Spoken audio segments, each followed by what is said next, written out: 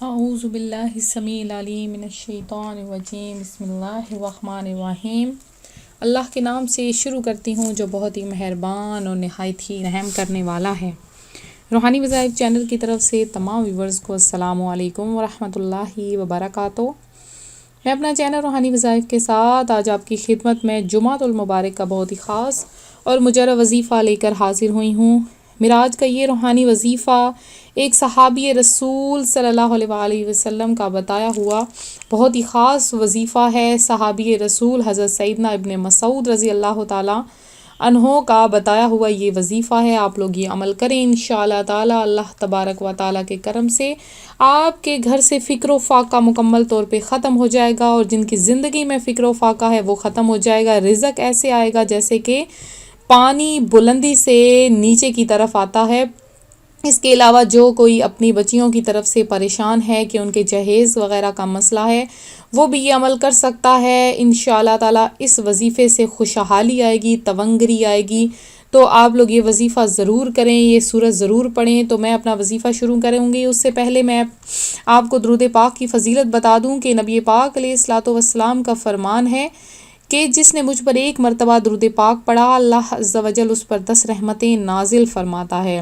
جمعۃ المبارک کے دن کثرت سے درود پاک پڑھا کریں کہ حضرت سیدنا ابو امامہ رضی اللہ تعالیٰ عنہ سے مروی ہے کہ شہنشاہ خوش خصال، پیکر حسن و جمال، دافع رنج و ملال صلی اللہ علیہ وآلہ وسلم کا فرمان با کمال ہے کہ جو جمعہ کے روز مجھ پر درود پاک کی کثرت کیا کرے، بے شک میری امت کا درود ہر جمعۃ المبارک کے دن مجھ پر پیش کیا جاتا ہے۔ قیامت کے دن لوگوں میں سے میرے زیادہ قریب وہی شخص ہوگا جس نے دنیا میں مجھ پر زیادہ درود پاک پڑھا ہوگا۔ تو آپ نے جمعۃ المبارک کے دن کو ضائع نہیں کرنا۔ اس دن نبی پاک علیہ الصلوۃ والسلام کے پاس حضور کی امت کا درود پیش کیا جاتا ہے۔ تو جس شخص کا زیادہ درود پاک پیش کیا جائے گا وہ آپ علیہ الصلوۃ والسلام کے زیادہ قریب ہو جائے گا۔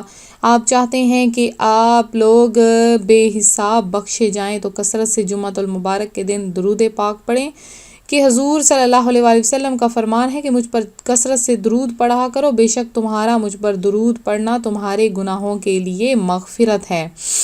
اور یہ بھی فرمان ہے کہ اے لوگو، بے شک تم میں سے بروز قیامت اس کی دہشتوں اور حساب کتاب سے جلد نجات پانے والا وہ شخص ہوگا جس نے دنیا میں مجھ پر کثرت سے درود پڑھا ہوگا۔ تو اگر آپ اپنے غموں کو دور کرنا چاہتے ہیں، دعاؤں کی قبولیت چاہتے ہیں، شفاعت کا سبب بننا چاہتے ہیں، اور اس کے علاوہ آپ لوگ صدقہ کے قائم مقام ہونا چاہتے ہیں، تو کثرت سے درود پڑھیں۔ اپنی تنگ دستی ختم کرنا چاہتے ہیں اور کوئی بھی جب آپ دعا مانگتے ہیں تو دعا کے شروع اور آخر میں آپ لوگ ضرور درود پاک پڑھا کریں، اور جمعۃ المبارک کے دن کوشش کیا کریں کہ روزہ رکھا کریں۔ جمعۃ المبارک کے روزے کی بے حد فضیلت آئی ہے۔ تو آج میں آپ کو ایک جمعۃ المبارک کے روزے کی فضیلت بتاؤں، اور یہ بھی بتا دوں کہ اکیلا جمعۃ المبارک کے دن روزہ نہیں رکھنا، جب بھی رکھنا ہے اس سے پہلے اور آخر کا روزہ ضرور ملا لینا ہے۔ تو سرکار مدینہ قرار قلب و سینہ صلی اللہ علیہ وآلہ وسلم کا فرمان ہے، جس نے جمعہ کا روزہ رکھا تو اللہ عز و جل اسے آخرت کے دن 10 دنوں کے برابر اجر عطا فرمائے گا، اور ان کی تعداد ایام دنیا کی طرح نہیں ہے، مگر تنہا جمعہ کا روزہ نہ رکھا جائے، اس کے ساتھ جمعرات یا ہفتہ کا ملا لیا جائے۔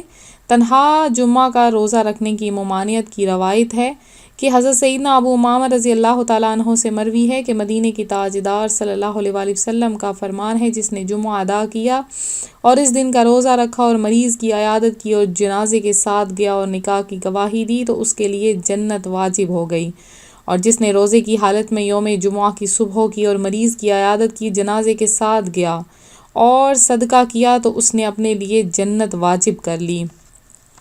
تو جمعۃ المبارک کے ایک روزے کی فضیلت میں نے آپ کو بتائی۔ دوسرا یہ بتایا کہ اس دن کثرت سے درود پاک پڑھا کریں۔ میری بہنوں اور بھائیوں، یہ دیکھیں کہ اکثر اوقات زندگی کے کاموں میں لگ کر ہم دنیا اور آخرت کو بھول بیٹھے ہیں۔ دنیا میں ہم لوگ اپنا سوچتے ہیں، اپنی امیری کا سوچتے ہیں، اپنے رزق کا سوچتے ہیں، تو اپنے سے ہمیشہ نیچے لوگوں کو دیکھا کریں، غریب لوگوں کو دیکھا کریں، جن کو 3 وقت کا بھی کھانا نصیب نہیں ہوتا، جن کو 1 وقت کا بھی کھانا نصیب نہیں ہوتا، اور اللہ تبارک و تعالیٰ نے آپ کو ہر طرح کی نعمتیں عطا فرمائی ہیں۔ آپ کو ہاتھ پاؤں آنکھیں عطا فرمائی ہیں جس سے آپ قدرت کا نظارہ کر سکتے ہو، آپ کو ہاتھ عطا فرمائے ہیں کہ جس سے آپ محنت کر کے کما سکتے ہو۔ تو دیکھیں ایسا ہوتا ہے کہ بعض اوقات اللہ تبارک و تعالیٰ نے انسان کو ہر چیز صحیح سلامت عطا فرمائی ہوتی ہے، پھر بھی وہ دوسروں کے آگے ہاتھ پھیلاتا ہے، تو رب تعالیٰ فرماتا ہے کہ بس مجھ ہی سے مانگا کرو، میں ہی تمہیں عطا کروں گا۔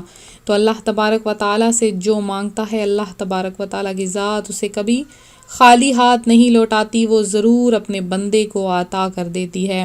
تو دوسرے لوگوں سے مانگنے کی بجائے بس اللہ رب کریم جو غفور الرحیم ہے، جو بخشنے والا ہے، جو عطا فرمانے والا ہے، اس سے مانگیں، کیونکہ دنیا کا پیسہ بہت کم ہے، دنیا کی دولت بہت کم ہے، جو کہ ہمیشہ کم ہی عطا کی جاتی ہے، لیکن جو اللہ تبارک و تعالیٰ کی ذات عطا فرماتی ہے وہ بہت زیادہ ہوتا ہے۔ تو بعض لوگ اس لیے پریشان ہوتے ہیں کہ اللہ نے انہیں اولاد نہیں دی ہوئی ہوتی، تو آپ لوگ یہ سوچیں کہ اگر اللہ نے آپ کی قسمت میں اولاد عطا فرمائی ہے تو وہ ضرور دے گا۔ قرآن پاک میں آتا ہے کہ اللہ نے اگر کسی کی قسمت میں اولاد دی ہے، یعنی اگر کسی کی قسمت میں بیٹا ہے تو اسے ضرور بیٹا ملے گا، اگر کسی کی قسمت میں بیٹی ہے تو اسے ضرور بیٹی عطا کی جائے گی۔ تو ہم لوگ دنیا کے کاموں میں لگ کر، دنیا کے جھنجھٹوں میں لگ کر، دنیا کی باتوں میں لگ کر ہم آخرت کو بھلائے بیٹھے ہیں۔ بعض وہ لوگ ہیں جنہیں اللہ تبارک و تعالیٰ نے بیٹیاں عطا فرمائی ہیں، تو وہ کیا کرتے ہیں کہ بیٹیوں سے نفرت کرتے ہیں، اللہ کی دی ہوئی نعمت سے نفرت کرتے ہیں۔ تو ایک چھوٹا سا واقعہ عرض کروں گی کہ ایک مرتبہ ایک آدمی تھا، اللہ تبارک و تعالیٰ نے اسے 6 بیٹیاں عطا کیں، تو جب 7ویں مرتبہ اس کی بیوی حاملہ ہوئی تو اس نے یہ اپنے اندر نیت کر لی، ذہن میں یہ ذہن بنا لیا کہ اب کی بار اگر بیٹی ہوئی تو میں اپنی بیوی کو طلاق دے دوں گا۔ تو ایک مرتبہ اسی طرح یہی سوچتے سوچتے وہ ایک دن سو گیا، تو سوتے ہوئے اسے خواب آئی کہ قیامت برپا ہے اور لوگوں کو اٹھا اٹھا کر جہنم میں دھکیلا جا رہا ہے۔